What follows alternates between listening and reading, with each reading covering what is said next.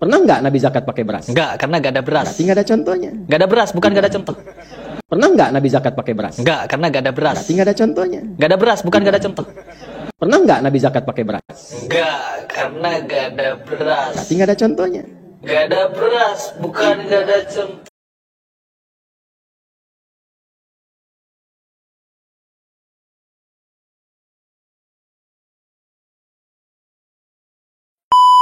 Bismillahirrahmanirrahim. Assalamualaikum warahmatullahi wabarakatuh. Teman-teman sekalian, sahabat-sahabat sekalian yang dimuliakan Allah Subhanahu wa taala. Dalam salah satu video, Ustadz Adi Hidayat hafizahullah taala menjelaskan satu permasalahan yang berkaitan tentang masalah bid'ah, di mana beliau dalam video tersebut menyampaikan atau tepatnya ingin mengkanter dan juga menguji akan kaidah sebagian pihak tentang masalah bid'ah, di mana ada beberapa pihak yang mendefinisikan bid'ah dengan segala sesuatu yang tidak dilakukan oleh Rasulullah SAW.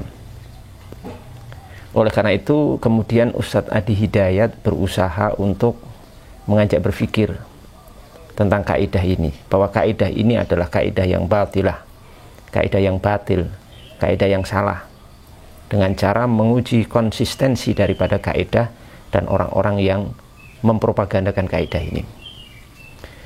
Kemudian beliau membawakan satu contoh dalam hal ini dengan zakat fitrah pakai beras. Kalau segala sesuatu yang tidak dilakukan oleh Rasulullah SAW kemudian dikatakan bid'ah, maka zakat fitrah pakai beras itu berarti bid'ah. Kata beliau seperti itu ya, kita meriwayatkan secara makna. Yang mana perbuatan ini, zakat fitrah pakai beras, ternyata dilakukan oleh orang-orang, pihak-pihak yang mendefinisikan bid'ah dengan segala sesuatu yang tidak dilakukan atau dicontohkan Rasulullah SAW. Dan faktanya bahwa Rasulullah SAW memang tidak pernah zakat pakai beras. Jadi kalau konsisten orang-orang seperti ini, ya dia membuat kaidah sendiri, tapi kaidahnya dilanggar sendiri. Melarang satu hal secara kaidah, tapi dia terjang sendiri, dia lakukan sendiri zakat fitrah pakai beras, yang zakat fitrah pakai beras ini tidak pernah dilakukan oleh Rasulullah SAW. Dan yang disampaikan oleh Ustadz Adi Hidayat hafizahullah taala di sini tidak salah dan sudah benar. Memang salah satu cara untuk menguji konsistensi satu kaidah dan pemahaman seseorang itu adalah caranya seperti ini. Ya, sudah saya sampaikan berkali-kali bahwa indikasi satu pemahaman itu salah, menyimpang, itu ada dua hal. Pertama adalah inkonsisten, tidak konsisten. Yang kedua, kontradiksi. Dan ini terpenuhi dalam kaidah ini. Nah, lucunya teman-teman sekalian, sahabat-sahabat sekalian yang dimuliakan Allah Subhanahu wa taala, ada seorang yang membantah dan menyalahkan Ustadz Adi Hidayat dalam masalah ini, dalam pernyataan beliau ini. Ya, seorang yang tidak punya background dan tidak punya kemampuan dalam berbicara dalam urusan agama, menyalahkan dai sekelas Ustadz Adi Hidayat.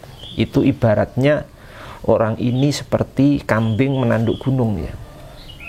Jadi bukan gunungnya yang hancur, tapi kambingnya ini tanduknya akan patah. Bukan hanya patah, tanduknya mungkin akan mati kambing itu, karena tidak selevel. Jadi kalau mau diskusi, mau menyalahkan, mau mengkritis, itu paling tidak mendekati lah ilmunya atau selevel atau bahkan lebih tinggi. Kalau seperti ini lucu. Orang ini mengatakan dan menyalahkan pernyataan Ustadz Adi Hidayat hafizahullah ta'ala yang Rasulullah SAW itu tidak zakat pakai beras. Itu katanya karena di zaman Rasul tidak ada beras. Ya, di zaman para sahabat tidak ada beras, makanya Rasulullah SAW zakatnya pakai gandum, bukan pakai beras. Nah, pernyataan ini yang akan kami luruskan. Ini pernyataan yang sangat salah dan menyesatkan, berbahaya sekali. Bukan hanya bagi kaum muslimin yang mungkin nanti bisa teracuni, atau bahkan untuk orang yang mengucapkan sendiri. Kalau dikatakan Rasulullah SAW itu tidak zakat pakai beras karena tidak ada beras di zaman itu, setidaknya ada dua kesalahan fatal. Yang pertama, beras itu ada di zaman Rasul, diketahui oleh Rasul, diketahui oleh para sahabat radhiyallahu taala anhum ajmain. Ya, bukan tidak ada, diketahui, bahkan masyhur di sisi mereka. Bukannya Rasul, juga sahabat juga mengetahui beras itu ada dan maklum, sudah dimaklumi, masyhur. Dasarnya adalah sebuah riwayat dari sahabat Abdullah bin Umar radhiyallahu ta'ala anhu yang dikeluarkan oleh Imam Ahmad dalam musnad beliau nomor 5973. Nah, di situ hadisnya agak panjang. Intinya hadis itu merupakan satu hadis yang disampaikan oleh Nabi Muhammad SAW tentang kisah 3 orang yang melakukan perjalanan keluar rumah, kemudian tiba-tiba di tengah jalan langit mendung karena takut turun hujan, maka kemudian 3 orang ini masuk ke dalam gua. Ketika sudah masuk dalam gua, ternyata tiba-tiba ada batu besar yang menggelinding dari atas gunung turun dan jatuh tepat di muka gua, ya akhirnya lubang atau pintu gua itu tertutup rapat oleh batu besar itu, dan orang ini tidak bisa keluar. Sampai akhirnya mereka berdoa masing-masing pada Allah Subhanahu wa Ta'ala untuk bisa keluar dari situ, dan masing-masing orang ini menyampaikan amal soleh. Jadi mereka bertawasul dengan amal soleh yang paling mereka anggap besar dan paling ikhlas kepada Allah Subhanahu wa Ta'ala agar bisa keluar dari situ. Nah, salah satu orang yang berdoa di dalam gua itu menyampaikan bahwa beliau itu dulu pernah menyewa seseorang, tenaga seseorang, ya, dengan upah itu berupa beras, ya, disebutkan dalam riwayat itu. Orang ketiga itu mengatakan, Allahumma innaka ta'lamu anni kuntu istajartu ajiran bi farokin min arus. Orang ketiga itu mengatakan, ya Allah, sesungguhnya engkau tahu bahwa sesungguhnya aku pernah menyewa seseorang dengan upah 1 farok, ya, dengan upah 1 farok beras, ya, 1 farok beras. Farok itu ukuran di kota Madinah waktu itu kurang lebih 16 ritel, ya, 1 farok beras. Nah, kisah ini kemudian disampaikan oleh Rasulullah, dan di awal hadis itu Nabi memberikan memotivasi para sahabat untuk menjadi orang seperti nomor 3 itu, karena orang ketiga itu ketika menyampaikan menyewa seseorang dengan upah 1 farok beras, gitu, itu kemudian ternyata pekerjanya ini pergi belum mengambil upahnya, kemudian upahnya itu disimpan oleh beliau, kemudian disimpan secara amanah, sangat menjaga syariat, bahkan dikembangbiakkan sampai berupa banyak sapi, dan kemudian satu hari di satu waktu pemilik upah itu kembali, dan ternyata itu diberikan semua oleh sang tuan kepada pekerja itu tanpa dikurangi sedikit pun, yang hartanya awalnya cuma sedikit jadi berkembang biak begitu banyak. Nah, kemudian di awal hadis Nabi mengatakan apa? Manistato aminkum ayakuna mithla sohibi farokil arus falyakun mithlahu. Maka apabila di antara kalian ada yang mampu untuk menjadi semisal, ya, pemilik 1 farok arus, si tuan yang membayar karyawannya yang dia sewa itu dengan 1 farok arus ini, maka hendaklah orang itu menjadi semisal dia. Perhatikan di sini, Rasulullah menyebut kata arus beras, berarti Rasulullah mengkabarkan sesuatu yang beliau ketahui, ya, beliau pernah tahu, beliau pernah melihat, ya, dan ada. Karena nggak mungkin Rasulullah kemudian mengkabarkan sesuatu yang tidak ada, atau mengabarkan sesuatu yang beliau tidak pernah tahu dan tidak pernah melihat. Nggak mungkin, kan? Kemudian para sahabat yang mendengar sabda ini tidak pernah bertanya, arus itu apa? Beras itu apa? Itu apa? Makanan apa? Atau bentuknya seperti apa? Enggak. Itu menunjukkan bahwa para sahabat itu juga mengetahui, sudah tahu tentang beras itu apa, sudah ada. Maka para ulama rahimahullah ta'ala menyebutkan bahwasanya penjelasan hadis ini bisa kita simpulkan beras itu sudah ada di zaman Rasulullah SAW, dikenal oleh beliau, dikenal oleh para sahabat radhiyallahu ta'ala anhum, walaupun mungkin jumlahnya tidak banyak. Itu semisal begini, seperti di Indonesia ini kan makanan pokoknya beras. Kalau beras, ya yang dominan beras. Tapi apa ada gandum? Ada, tapi gandum tidak mendominasi. Ada, tapi jumlahnya tidak banyak. Tidak sebanyak beras, karena bukan makanan pokok orang Indonesia. Begitu ya. Apakah kurma di Indonesia itu ada? Ada, tapi jumlahnya tidak banyak. Ya, karena bukan makanan pokok orang Indonesia. Tidak sebanyak beras. Nah, demikian juga seperti beras di masa itu di daerah Nabi dan para sahabat. Karena makanan pokoknya bukan beras. Jadi mungkin beras itu ada tapi jumlahnya sedikit. Mungkin jumlahnya sedikit, yang mendominasi gandum, ya kurma, seperti itu. Nah, ini pendekatannya. Ini kesalahan pertama, bahwasanya menyatakan di zaman Rasulullah itu belum ada beras. Ya ini cuma sekedar asumsi tanpa ada riset, tanpa ada penelitian, dan menunjukkan sangat minim literasi orang seperti ini, sangat minim literasi dan bacaannya. Kemudian kesalahan kedua dari pernyataan orang ini, bahwasanya Rasulullah SAW itu tidak zakat pakai beras karena tidak ada beras. Nah, ini bisa diambil satu mafhum, ya, bahwasanya berarti zakat fitrah itu harus dengan beras. Baru kalau tidak ada beras boleh beralih kepada makanan lain. Ya, ini seperti ini. Ini keliru lagi. Jadi ilatul hukmi, ilat hukum dibangunnya hukum zakat fitrah itu bukan karena beras, ya, tapi karena kutul balad, karena makanan pokok. Jadi ilatul hukumnya itu karena makanan pokok, ya, makanan pokok.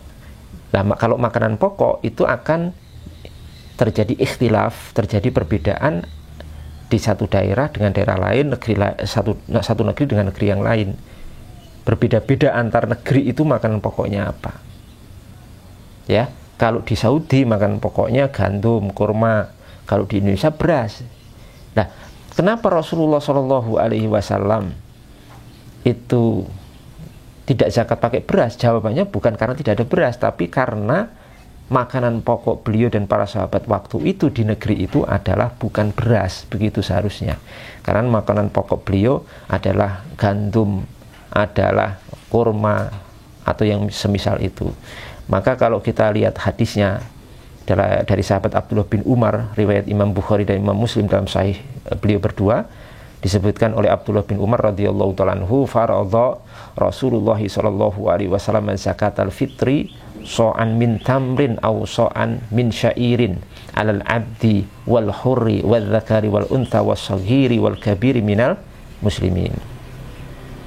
Rasulullah SAW telah mewajibkan zakat fitrah, ya, satu sok berupa tamr, kurma, atau satu sok berupa syair, gandum, kepada hamba sahaya, kepada orang merdeka, kepada laki-laki, kepada perempuan, kepada anak kecil, kepada orang dewasa dari kalangan muslimin. Disebutkan itu bukan pembatasan harus kurma, harus gandum, tidak. Tapi para ulama itu memahami hadis ini dengan mencari ilatul hukmi, ilat hukumnya apa. Ya, sebab dibangunnya hukum itu yang substansi hukum atau esensi daripada sabda Nabi itu apa? Ternyata para ulama mendapatkan yang dimaksud adalah makanan pokok. Jadi intinya itu Rasulullah mewajibkan zakat fitrah berupa makanan pokok. Yang makan pokok itu berbeda-beda. Kalau di zaman Rasul, di tempat beliau, di negeri beliau adalah kurma atau syair gandum. Nah, ya, seorang ulama, kita merujuk ke kitab yang sederhana saja, ya, kitab-kitab yang ringan, yang tipis saja, kitab untuk pemula saja, nggak usah besar-besar ya. Di dalam Fathul Qarib ya, karya Imam Ibnu Qasim Al-Ghazi rahimallahu taala, beliau mengatakan ketika membahas masalah zakat fitrah itu, fa yukhraju so'an min kuti baladihi, maka kemudian zakat fitrah itu dikeluarkan berupa satu sok ya, satu sok min kuti baladihi, berupa kut balad, maksudnya makanan pokok negerinya, negeri seorang muslim itu di mana. Jadi ini tentang masalah kenapa Rasulullah SAW itu mengeluarkan zakat tidak berupa beras tapi berupa gandum atau kurma. Juga dipertegas lagi oleh riwayat Imam Bukhari, masih dari sahabat Abu Sa'id Al-Khudri, yang menunjukkan bahwa esensi zakat fitrah itu bukan beras tapi makanan pokok. Dan makanan pokoknya beliau, Rasulullah SAW dan para sahabat waktu itu adalah memang bukan beras masalahnya.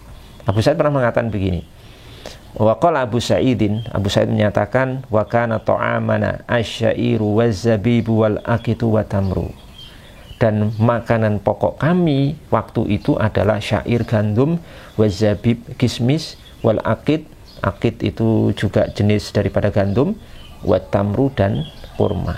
Ini riwayat Imam Bukhari nomor 1510. Jadi ini jelas sekali kesalahan yang menyatakan bahwasanya Rasulullah SAW itu zakat fitrah tidak pakai beras karena nggak ada beras. Ini salah fatal sekali. Jamaah yang dimuliakan oleh Allah Subhanahu Wa Taala, oleh karena itu apa yang disampaikan oleh Ustadz Adi Hidayat hafidhahullah Taala itu sudah benar, dan beliau ini cukup cerdik dan cerdas ketika ingin membantah kaidah bahwasanya bid'ah itu segala sesuatu yang tidak dilakukan Nabi, dengan cara menguji konsistensi daripada orang-orang seperti ini, dan terbukti tidak konsisten dan kontradiksi ya. Di satu waktu menyatakan begini tapi pernyataannya dilanggar sendiri, dilakukan sendiri. Itu menunjukkan mereka itu kebingungan dalam mendefinisikan bid'ah, karena memang definisi yang disampaikan itu adalah tidak benar ya. Kemudian sebagai penutup daripada keterangan ini, perlu saya sampaikan nasihat secara khusus kepada beliau yang mengkritisi Ustadz Adi Hidayat ya, atau secara umum kepada semuanya saja, siapapun ya. Hendaknya kita berusaha untuk banyak diam ya. Jangan banyak berkomentar, jangan banyak menyampaikan pernyataan, membahas, berdiskusi sesuatu yang kita tidak tahu ilmunya ya.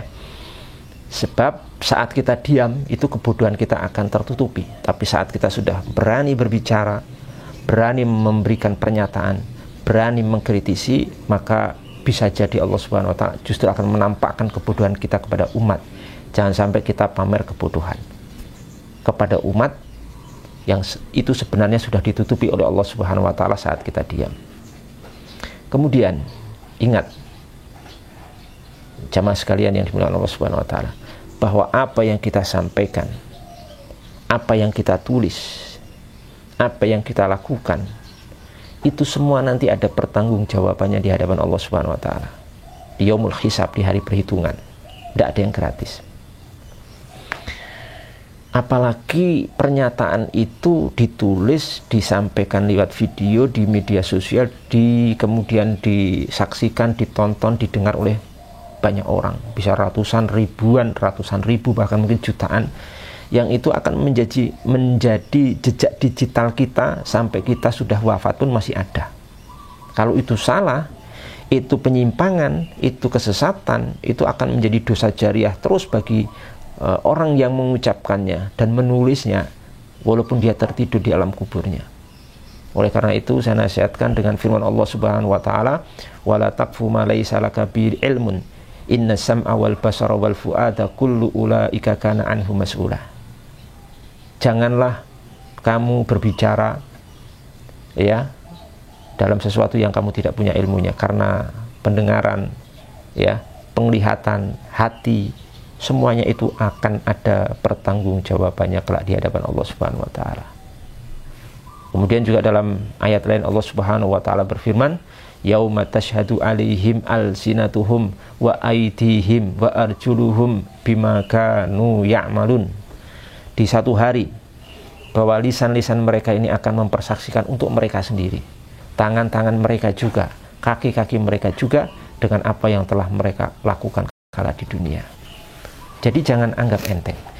Oleh karena itu, kalau memang ingin berbicara, ingin membuat konten YouTube, ingin jadi YouTuber misalkan itu, ya buatlah konten, bahan konten yang memang sesuai dengan bidang Anda, yang wajar-wajar saja. Jangan sampai orang yang tidak punya background ilmu agama, tidak punya ilmu, ya, tidak paham terhadap permasalahan agama, kemudian masuk di situ. Karena itu nanti berbahaya sekali. Ini sekedar nasihat dan sekedar ngeman, ya, ngeman kepada orang-orang seperti ini. Nah, karena ajal itu tidak ada yang tahu kapan kita mati. Kita meninggalkan hal buruk kepada umat, yaitu akan menjadi dosa jariah sampai kita masuk alam barzah, alam kubur nanti. Ya apalah bidangnya apa, itu sudah berbicara di situ. Ya karena apa, setiap bidang itu ada pakarnya. Kalau bukan pakar di situ, tidak membidangi, jangan masuk. Ya, likulli fanin rijaluhu. Setiap fan bidang itu ada rijalnya, ada orang-orang pakarnya, ada orang-orang yang membidangi. Kalau tidak, jangan orang bidang olahraga tapi berbicara agama. Dan bicaranya itu tidak sekedar bicara, tapi masuk ranah diskusi, ranah menyalahkan, ranah-ranah berat itu, ranah fatwa. Ya, itu berat-berat sekali. Ya, tidak mungkin itu seperti itu. Ya, seorang dokter kok berbicara tentang pertanian, itu kan tidak mungkin itu. Ya, tidak bisa masuk.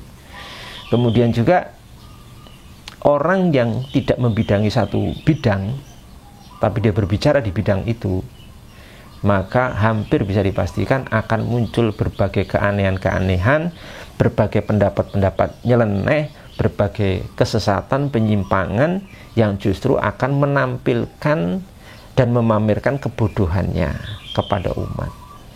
Man takallama faman takallama fi ghairi fannih atabil ajaib. Barang siapa yang berbicara dalam bidang yang bukan fannya, ya sesuatu yang bukan bidangnya, maka akan mendatangkan berbagai keanehan-keanehan. Dan ini nyata, itu salah satu yang sudah kita bahas, itu nyata sekali.